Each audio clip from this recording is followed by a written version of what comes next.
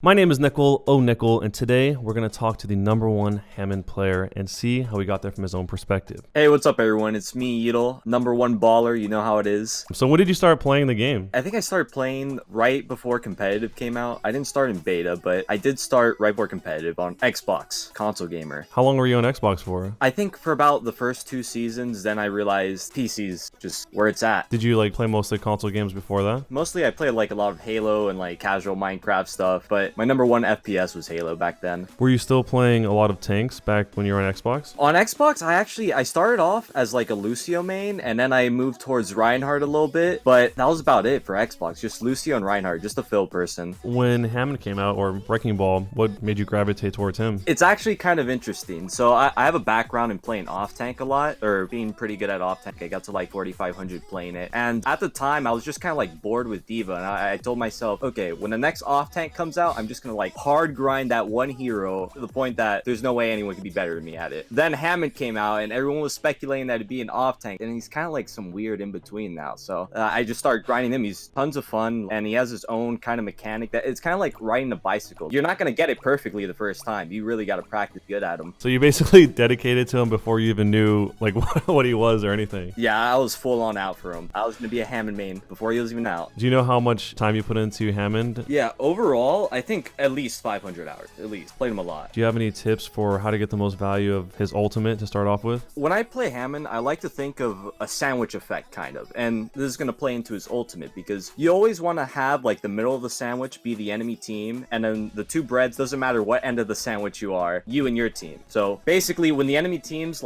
in the middle, smack in the middle, that's when you want to go for your ultimate. Just simple minefield pile drive. Always to split them off or maybe get a kill in between. What about grappling claw? I saw that you have a lot of specific situations you have where you can really set up to kind of surprise the enemy team, I guess. Do you have any situational tips or big picture ones for the grappling claw? Yeah, I think for grapples, try not to focus too much on looking for rollouts or anything crazy like that. I think when you get good at grapple, it'll just come naturally that you'll just find things to grapple onto. But the general tip I always say is try to grapple higher, because with higher, you can still roll them and you can get a pile driver off. Do you feel like people at your level are starting to predict where you're going to come from when it comes to the grappling claw? I know you have the one where Horizon Lunar Colony and you start from the spawn point, and I think you go around and you try and get the supports up top. Do you feel like people are already kind of predicting that, or are you still getting them by a surprise pretty often? Yeah, people are definitely starting to pick up. Since there's more Hammond players now, people are starting to expect it. That's usually, oh, Hammond's gonna go around and try to boop us off. But you just gotta change it up. There's more than one option always. You can go around back, you can go through space to boop them, or you can even just go through the front staircase and just get an angled swing at them. So you just gotta find a way to switch it up, I guess, right? Yeah, always change it up. Come from a different angle. Don't be predictable. What about the shield itself? When do you think is the best time to pull that off in most situations? Whenever you engage, whenever you're planning to commit to a fight, so you go in, you pile driver, you just immediately pop your shields. I always use it on cooldown whenever I'm going to go in and fight a bunch of enemies. Just pay attention to how much shields you get, because if you don't get that much shields, you want to book it immediately. I noticed during the World Cup, a lot of the players, they were basically just using Hammond exclusively for third person peeking around the corner, and then they would switch off. How much value do you think comes from Hammond, just extra vision part of him, being able to see around the corner? Do you think that's a huge reason why he's strong, or do you think it doesn't play as big of a role? Yeah, I think it plays a huge role. If it wasn't for Sombra being in the game, Hammond would be hands down the best scouter in the game, because he's the fastest, and that third person lets you see them, but they can't see you. So a lot of time, you don't know where the enemy's coming. You don't know if they're coming through main or through coast or whatever. Third person lets you do that. You can scout without them even knowing you're setting up. Do you have one particular place where you think is one of the best places that somebody should always kind of consider when they're trying to get third person peeking value? Or a few places, I guess? For example, let's think icon wall defense. So on icon wall defense, I like to go into the mini building with the stairs over the bridge for first point. And basically you can just hide behind a wall and third person peek to see when the team's crossing under the bridge. That way you can land the pile driver. So when you're playing at your level, is the rest of your team really expecting you to give call out since you do have that extra vision? Are they basically waiting on you to call out for them? I think for the most part, in ladder, nobody's gonna expect you to make any comms at all. But it definitely makes a huge impact. If you can tell your team they're going through main or they're going through the coast side, it gives your team a chance to oh, wait, we shouldn't be here. If they're gonna go through coast, I should move over here, reposition and stuff. So definitely calling out where they're coming from helps a lot for your team. So if somebody was just gonna start playing Hammond from the very beginning, just starting off with him, do you think that just playing more games is the most effective way to practice, or do you think there's a better way to make the most of your time if you're trying to get good good really fast with the character? I think it's definitely you just go into a bunch of games. If you can, make like another account and just queue into comp on that. That way you have like something to push you to actually try and win games other than quick play, of course. That would be probably a better use of time than trying to just like, run drills or practice rollouts or whatever, right? Yeah, absolutely. Going into custom games, that's something you do just like for the first, I'd say, hour or something, just to kind of get used to the grapple, but don't look out for it too much. So I've heard you talk about your scoop and poop technique. For somebody that doesn't know what that is at all, do you want to break that down? Scoop and poop it's great. So basically, you grapple high and you scoop them while you're grappling. You go in an upwards arc to scoop them, and then you pile driver, which is the poop. So the best way to go about doing that is, of course, always grapple high. More so, try to get behind them. Try to get an angle at where they're going to try to cross the choke, and then you'll scoop them and slam them right at the choke. And you're pretty much going for the scoop and poop on every map, every situation, whenever you can, right? That's kind of like a bread and butter thing? Not all the time, but a majority of the time. So the times you wouldn't do it is if the enemy team's like really looking out for you. Like if there's a Kree that's like just looking back and forward to see where you're at, you want to watch out, because if you get caught trying to go for the scoop and poop, you're stuck behind their team and they're all just going to shoot you dead. All the CC and whatnot. So instead of that, what you would do is you just do a normal roll through them, just like a low grapple, roll straight through them. You mentioned Sombra,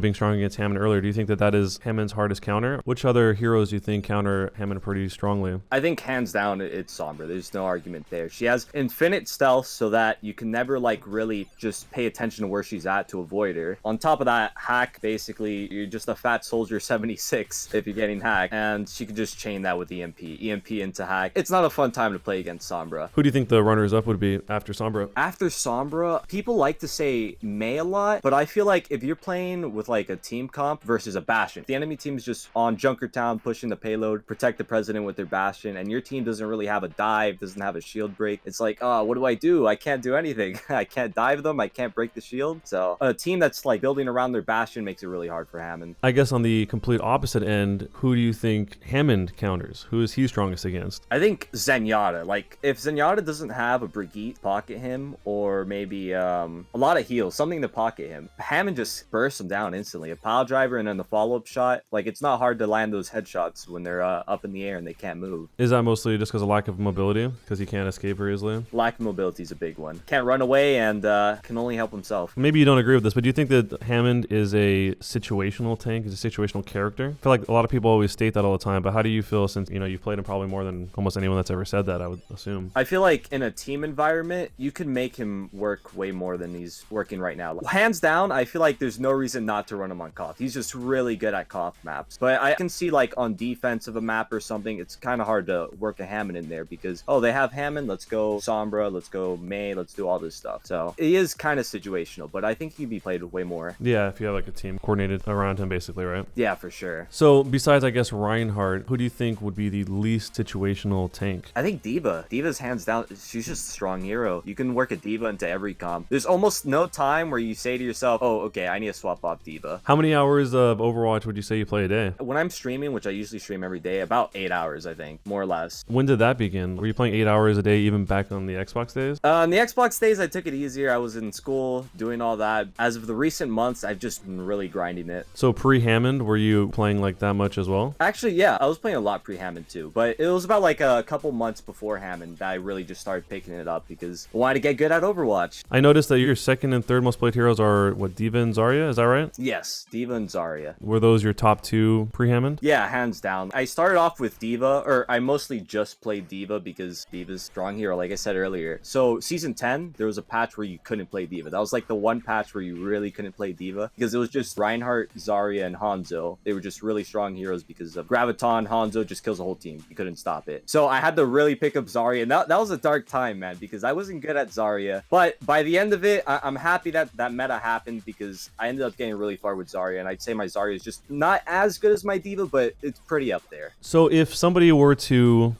duo with a friend, and let's say the rest of their team wasn't, in that great communication with them, what do you think is the best pair to theoretically duo with a Hammond if you had like complete communication with your friend, assuming? I'm usually not a fan of dueling, but as of recently, I've been doing with a buddy. I found it that dueling with a hit scan player, like a really good Widow player, is the play. Because if you have a Widow, you're not going to really be playing tanky comps. So you can get away with pile driver, follow up with headshot. And like, if there's a Sombra on the enemy team, she has to choose to either get you or the Widowmaker. And if she tries to get you, the Widow headshots here. If she tries to get the Widow, you can probably help. Synergizes really well. What was your peak SR? I just got it recently. During this season? Yeah, it was actually this season. So one of your accounts, was it not only top 500, but rank 2? Is that right? Yeah, I definitely, this season was the same season that I got rank 2. I was just chilling at rank 2 for a while. Me and the Widow duo that I mentioned earlier, going really hard. Oh, and the peak was 46-45. That was the rank 2 rank. What do you think is the weakest part of Wrecking Ball as a hero? I think it's his inability to provide like a shield for the team. Like sometimes it's better to just pick Winston because doing something like just diving a platform is way better because you have a shield that'll protect your Diva that's also going in with you, your Genji that's going in with you. It protects your team. Whereas Hammond, the only thing you have to protect your team with is your own health. So you gotta hope you get a big shield off of adaptive shields. Do you have any plans to try and go pro with Overwatch since obviously you're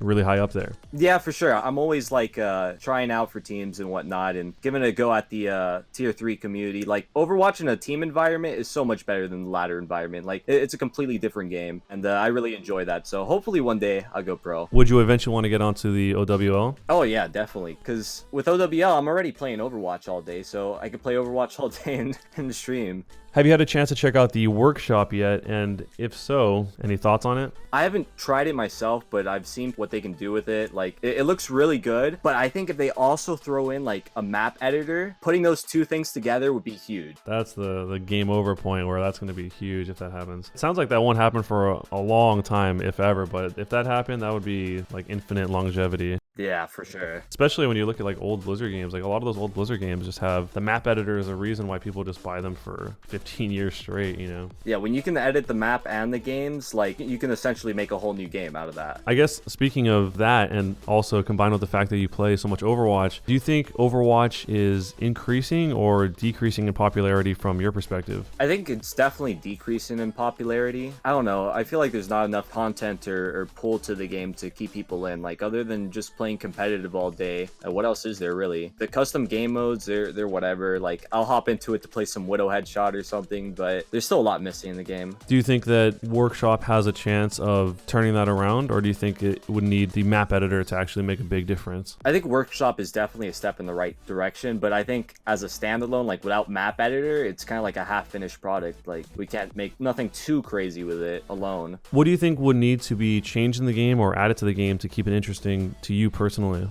So like I said, I think map editor would be one thing. I feel like they can tweak the competitive mode a little bit. Like when I queue for comp, if I queue solo, I want to play with solos. I don't want to play with like stacks or other people. I think there should be a solo queue and then a stack queue. Like so teams of 6 can go against teams of 6. Are you in favor of the potential 2-2-2 lock? I don't really have an opinion on it. It could be cool, but I don't know. I haven't thought too much about it. I guess you'd have to like test it to see how it actually turns out. Yeah, I'd like to try it for sure. I was looking through some of your streams and I think you were playing Minecraft the other day. Do you play any other games like a lot outside of Overwatch? I usually just play Overwatch, but I wanted to take a day off, play some Minecraft. I played some Breath of the Wild the other day, just some detail. Would you be in favor or against Overwatch going free to play? I would be 110% in favor of it going free to play. I think if it becomes free to play, like more people are going to play it. That goes without say. Make it SMS or something if you want to play competitive. That way there's not like so many people throwing or whatever. The way that CSGO has it is kind of an interesting system where maybe you're already familiar with this, but they have it so like if you bought the game, you have this little, I forgot what it's called, but this like little metal thing where basically you can queue against people who have bought the game, but it lets everyone else who didn't pay anything for the game be able to play. And if they really want to take it seriously, then they can pay like, I think it was like half the price of the original game. I think it's like $7 or something. And then you can get that same medal and queue against people that did buy the game. So there's less chance of like hacking or whatever, like people throwing games and stuff, you know? I think it's a pretty interesting system in theory. I don't play enough CS to know if that's effective or not though. I think there's definitely solutions, you know? I think that'd be a great idea. Like free to play is the way to go.